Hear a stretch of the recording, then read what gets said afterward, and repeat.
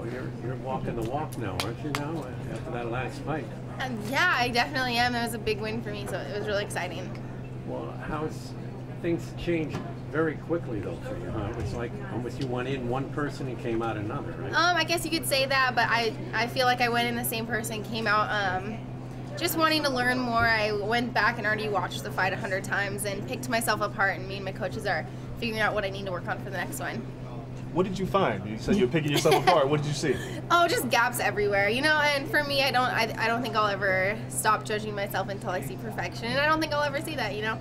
I'm just excited that I can notice those areas that I need to improve on.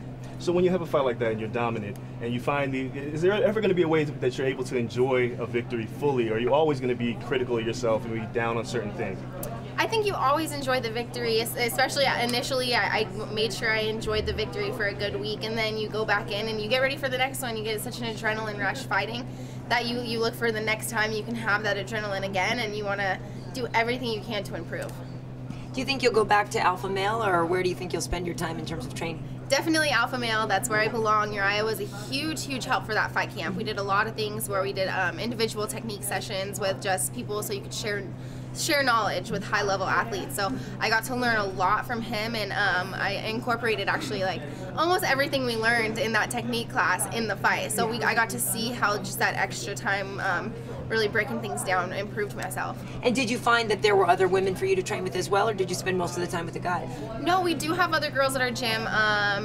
There's a few that come consistently. Luckily for me, actually, Martin Kampman brought in a girl named Sarah who was from Holland, and she was a great look for me before Felice. She's a stand-up fighter. Felice was known to be a stand-up fighter, so it felt really good to have that look before the fight. And we do have Cynthia Calvillo. She's another stand-up fighter from our gym. So we do have girls, but it's nice to train with guys too. How large is your division? Because it's so new and we only know of like 5. How large from your perspective is your actual division?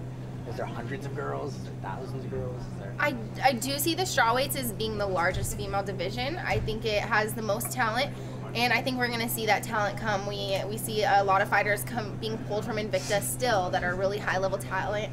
Michelle Watterson just got pulled, which is really exciting to have all these athletes still coming up from Invicta. So I think we're going to see a lot more females come out, and I don't know, I can't really judge the numbers, but I do think there's a lot of talent out there that we haven't seen yet. You've been very vocal about sort of telling everybody in advance to pump the brakes, that you want some time, that you're young, that you have a lot of time to develop. There's gonna come a time that the UFC says, okay, Paige, this is what we want.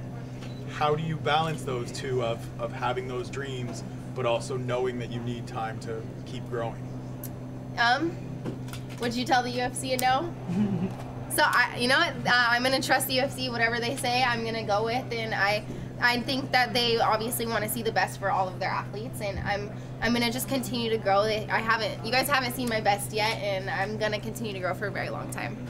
It has to be inspiring for Rhonda on the cover of Sports Illustrated for all of the women. Oh, that's huge. I think it's amazing that women are really breaking through and being a standout in the community, and I think that it's going to be huge. Rhonda still hasn't, I don't think she's peaked yet, and I'm excited to see where else she can take it, and excited to see where other female athletes can go. You know, you've talked about in the past you had a hard time in high school, you couldn't wait to get out of there, you got out of there early. Have any of those people in the past who used to torment you reached out and be like, Paige, we're so close, you're my buddy, you're my girl? Are they trying to get in touch with you? You know, actually, I did have someone message me on Facebook saying they apologize for being really mean to me in high school, and they feel really bad. And you know, those are the things that it really feels really good that people would go through and say that, and it feels good to see that I have grown from it, and it is a part of who I am, and I wouldn't change anything for the world because it has made me tougher. All right, last question, guys.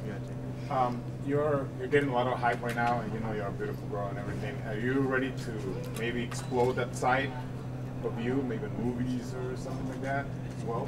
I would love to. You know, I've had a lot of opportunities come just from being a part of the UFC, and I am really fortunate that I get to be on such a huge platform, and of course I'm going to focus on my fights when they come, but if I can do those things on the side, that would be great. Thanks, guys. Thanks.